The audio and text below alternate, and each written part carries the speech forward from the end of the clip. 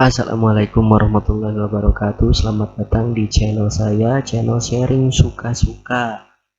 Nah, dalam video kali ini saya akan membahas salah satu materi ajar di kelas 11 Sejarah Indonesia, yaitu proses masuk dan perkembangan penjajahan bangsa Eropa ke Indonesia part 2. Jadi ini adalah lanjutan dari video sebelumnya. Nah, bagi yang belum tahu saya, nama saya adalah Renaldi Rausanjani Yusuf. Sebelum masuk ke materi inti, kita lihat dulu kompetensi dasarnya. Menganalisis proses masuk dan perkembangan penjajahan Eropa, Portugis, Spanyol, Belanda, Inggris ke Indonesia.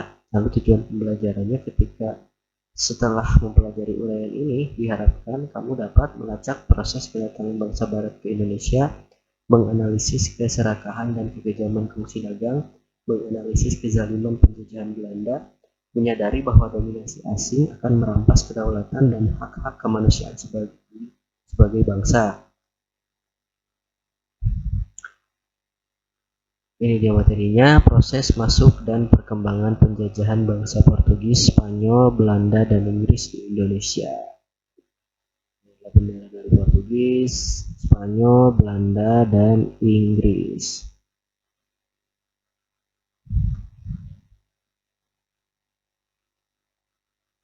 Mana nih? Nah, pertama adalah Portugis.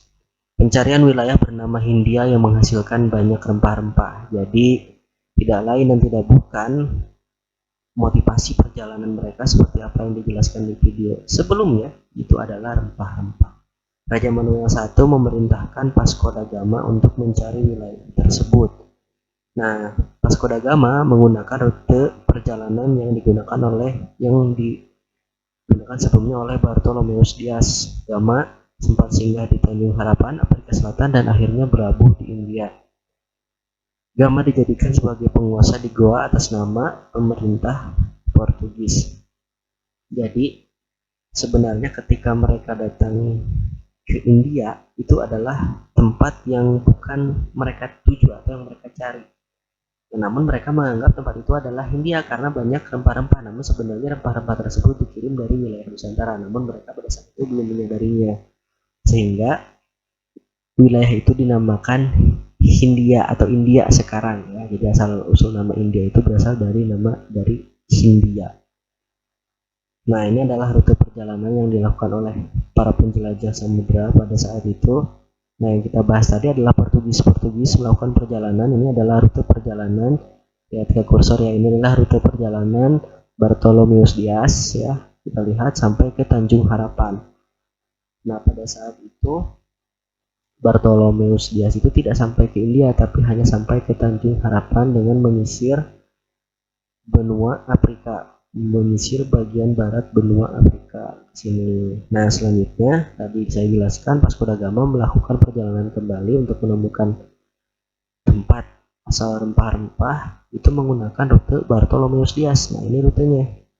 Dari sini dia menggunakan jalan yang sama sampai Tanjung Harapan, singgah di sini.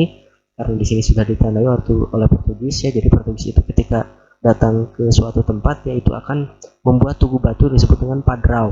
Dari Tanjung Harapan, Vasco da Gama kembali melanjutkan perjalanannya sehingga sampai di India, dan mereka menganggap bahwa tempat ini adalah Hindia yang mereka cari, sehingga mereka menyebutnya Hindia dan akhirnya menjadi India.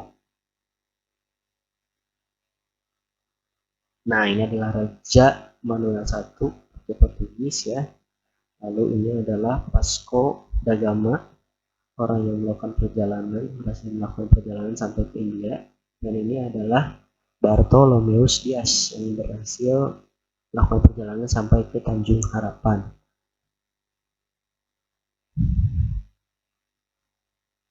Nah, setelah tinggal beberapa tahun di India, Gama dan kawan-kawan Portugisnya sadar bahwa India ternyata bukanlah tujuan utama mereka.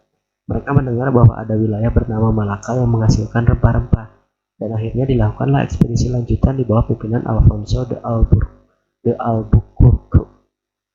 Tahun 1511, Alfonso dan armada laut Portugis berhasil menguasai Malaka. Hal ini memulai terbukanya rute bangsa Eropa menuju ke Nusantara. Jadi belum sampai ke Maluku ya, atau ke wilayah timur Indonesia, baru sampai ke Malaka. ini adalah potret dari Alfonso de Albuquerque. Nah, selanjutnya Spanyol.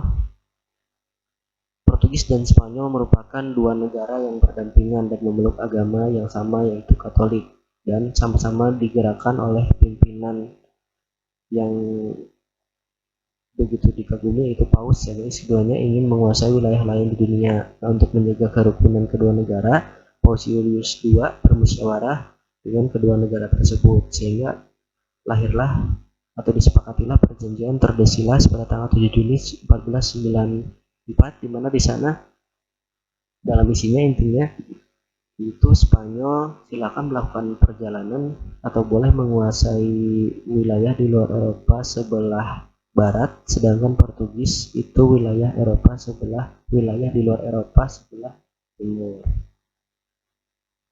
Nah, ini adalah pembagiannya. Nah, jadi garis kepausan itu, nah, lihat yang titik-titik ini ditarik ke atas, ini wilayah Eropa. Nantinya jadi Portugis itu wilayahnya ke sini, sedangkan nanti Spanyol lagi ke sini. Jadi Spanyol lagi ke sini, Portugis, jadi Spanyol arahnya ke barat, Portugis arahnya ke timur. Namun akan terjadi.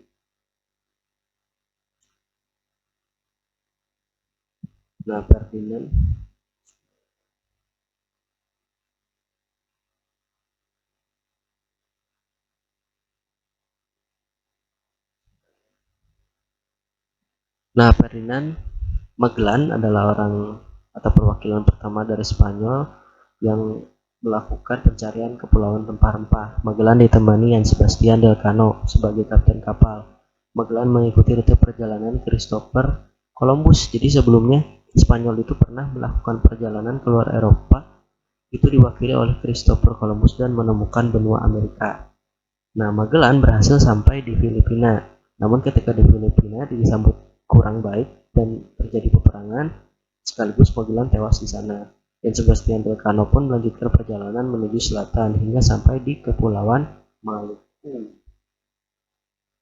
Nah, bisa kalian lihat ya, di sini adalah rute perjalanan dari Ferdinand Magellan dan Juan Sebastian Elcano. Jadi dari Eropa dia berangkat mengikuti jalur dari Christopher Columbus, dia lihat kursornya ke sini, dia ke FRD, lalu menyusuri benua Amerika Selatan, benua Amerika sampai ke Samudra Pasifik, dan akhirnya sampai di Filipina.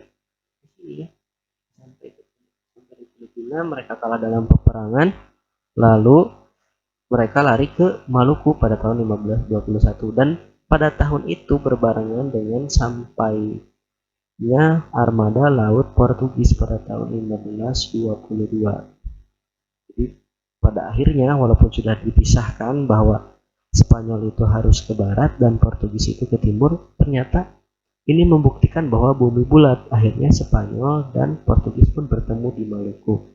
Dan akhirnya nanti keluar lagi perjanjian Saragossa yang isinya Spanyol tidak boleh mengganggu wilayah yang sudah diberikan kepada Portugis. Jadi Spanyol harus tetap di barat dan fokus di Filipina, sedangkan Portugis boleh di Maluku. Nah, selanjutnya Belanda. Belanda masuk ke Nusantara itu pada tahun 1596. Ini cukup jauh ya angka tahunnya jika dibandingkan dengan Portugis dan Spanyol. Penjelajahan ini dikomandoi oleh Cornelis de Houtman yang berangkat tahun 1595. Nah, awalnya pihak Belanda diterima dengan baik ketika sampai ya. Jadi sampai di Nusantara itu di Banten. Namun sikap Cornelis yang semena-mena membuatnya harus diusir dari tanah Banten. 1598 Belanda kembali datang ke Indonesia dengan sikap yang lebih baik, dan kali ini diwakili oleh Jacob van Heemskerck. Pihak Belanda kembali disambut dengan baik dan akhirnya bisa melakukan aktivitas perdagangan, walaupun memang mereka sedikit demi sedikit berniat untuk memonopoli perdagangan di Nusantara. Ini adalah gambaran ketika Cornelis de Houtman datang ke Nusantara. Nah, ini sedangkan ini adalah potret dari Cornelis de Houtman. Ini potret dari Jacob van Heemskerck. Nah, 1599 Belanda mulai melebarkan sayap dengan melakukan pelayaran ke wilayah timur hingga sampai ke Maluku. Pelayaran ini dipimpin oleh Jacob Vanek. Di Maluku, Belanda disambut dengan baik karena kebetulan ternyata di sana sedang ada konflik antara pihak Maluku atau orang-orang Maluku dengan Portugis. Hal tersebut membuat pelayaran orang-orang Belanda ke Nusantara semakin gencar. Ini adalah Jacob Vanek. Selanjutnya negara Eropa yang datang ke Indonesia adalah Inggris. Orang-orang Inggris sampai ke Indonesia pertama kali tahun 1579, jadi sebelum Belanda, dipimpin oleh Francis Drake dan Thomas Cavendish dengan niatan dagang. Nah, pada saat itu organisasi atau orang-orang Inggris itu sudah memiliki kongsi dagang ya, kongsi dagang Inggris yang diberi nama East India Company atau EIC pada tahun 1600. Inggris juga membentuk beberapa kantor dagang di Indonesia pada tahun 1604, misalnya di Ambon, Makassar, Jepara, dan Jayakarta. Ini adalah potret dari Thomas Cavendish dan ini adalah potret dari Francis Drake. Dan ini adalah lambang dari East India Company atau EIC.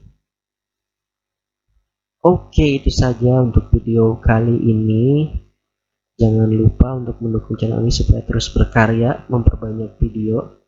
Untuk kalian subscribe, like, komen, dan share ya. Dan juga jangan lupa untuk menyalakan tanda lonceng supaya saya bisa memberitahu kalian kalau misalnya saya update video-video yang baru. Oke, sekian dari saya. Assalamualaikum warahmatullahi wabarakatuh.